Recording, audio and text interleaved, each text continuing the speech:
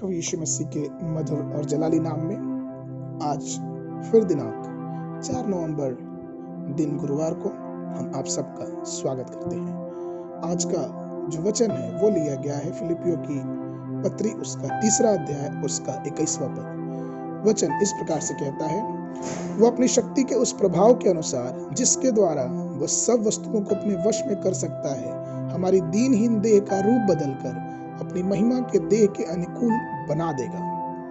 मेरे प्रियो, वचन इस प्रकार से कहता है कि हमारी इसी दीनहीन दशा में जो शरीर है उसी को जब परमेश्वर अपनी महिमा करना चाहेगा तो वो इसी शरीर को अपने महिमा की देह के अनुकूल में बना लेगा।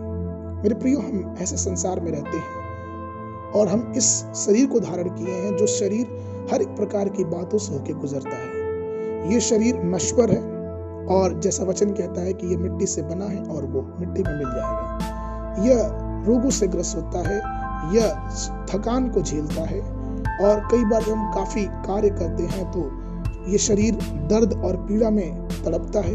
इससे दुख होता है, इससे आनंद और खुशी का भी अनुभव होता है। तो ये शरीर हर प्रकार की बातों से होकर गुजरता है, लेकिन वचन इस प्रकार से कहता है जब परमेश्वर इस शरीर के द्वारा अपनी महिमा लेना चाहेगा तो वह इसी शरीर को अपनी महिमा के देह के अनुकूल में बना लेगा। और इसीलिए शायद जब हम यीशु मसीह के पुनरुत्थान को देखते हैं तो यीशु मसीह के पुनरुत्थान के बाद जो उनका शरीर था वह अविनाशी शरीर था, वह अमरता को धारण किया हुआ शरीर था और वो नाश होने वाला शरीर नहीं परंतु अनंत जीवन में हमेशा हमेशा के लिए राज्य करने वाला शरीर था। और इसीलिए अगर हम पहला यूहन्ना की पुस्तक उसका 3 अध्याय उसका 2 पद पढ़ेंगे तो वचन इस प्रकार से यहाँ कहता है कि हे प्रियो, अभी हम परमेश्वर की संतान हैं और अब तक यह प्रकट नहीं हुआ कि हम क्या कुछ होने वाले हैं, परंतु हम इतना जानते हैं कि जब वह प्रकट होगा तो हम भी उसके समान होंगे, क्योंकि उसको वैसा ही देखेंगे जैसा वह है। परमेश्वर मेरे प्रिय लोगों, यीशु मसीह का पुनरुत्थान और पुनरुत्थान के बाद जो उसका शरीर है वो एक अद्भुत शरीर है, वह एक तेजस्वी शरीर है। और इसलिए तो वचन कहता है कि जब शिष्य कमरे में बैठे थे तो वो अचानक शिष्यों के बीच में प्रकट हुआ और उन्हें आशीष देने लगा। और इससे पहले कि शिष्य उस जैतून के पहाड़े पहुंचे, यीशु मसीह पहले से पहुंच चुका था। कहने का तात्पर्य यह है कि ये जो शरीर है ये परमेश्वर के आत्मा के द्वारा रेखांकित की गई है। ये भौगोलिक ताकत से नहीं, ऐसा नहीं कि उस शरीर को भोजन चाहिए या उस शरीर को पीने के लिए पानी चाहिए, नहीं, वो शरीर परमेश्वर की आत्मा के द्वारा ही बनाई जाएगी उसकी महिमा के लिए। जैसा हम भौतिक शरीर के लिए हम इस शरीर को ताकत देने के लिए दिन में 3 बार भोजन करते हैं, कई लोग 2 बार करते हैं, कई लोग उससे ज्यादा बार करते हैं। लेकिन जिस प्रकार से हम इस शरीर को ताकत देने के लिए भोजन करते हैं उसी प्रकार हमारे जीवन में एक आंतरिक शरीर भी है। इससे पहले कि हमारा पुनरुत्थान हो, इससे पहले कि यीशु मसीह आए, लेकिन वो जो आत्मा का शरीर है अगर हम उसको अभी बल नहीं देंगे, अगर अभी हम उसको पवित्र आत्मा के बल में अगर नहीं लेके आएंगे तो उस शरीर का अवलोकन करना बहुत ही मुश्किल हो जाएगा। इसलिए तो वचन कहता है कि जिस प्रकार से हम इस शरीर को मजबूत करने के लिए भोजन ग्रहण करते, उसी प्रकार से हमको अपनी आत्मा को मजबूत करने के लिए पवित्र आत्मा की बहुत ही जरूरत है।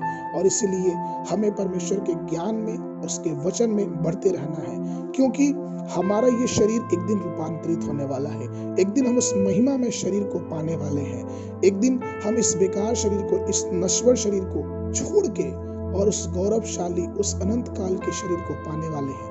लेकिन आज भी प्रश्न ये है कि क्या हम उस शरीर को पाने के लिए तैयार हैं? क्या ये जो भौतिक शरीर है जो एक दिन मिट्टी में मिल जाएगा, इसकी चिंता छोड़ क्या हमें उस आत्मिक, क्या हमें उस महिमा में शरीर की चिंता है कि नहीं? क्योंकि ये पार्थिव शरीर यहीं छूट जाएगा और वो आत्मिक शरीर, वो महिमा में शरीर जो परमेश्वर की महिमा के लिए बनाया गया है, वो प्रभु यीशु मसीह के साथ उसके दूसरे आगमन में स्वर्ग में उठा लिया जाएगा।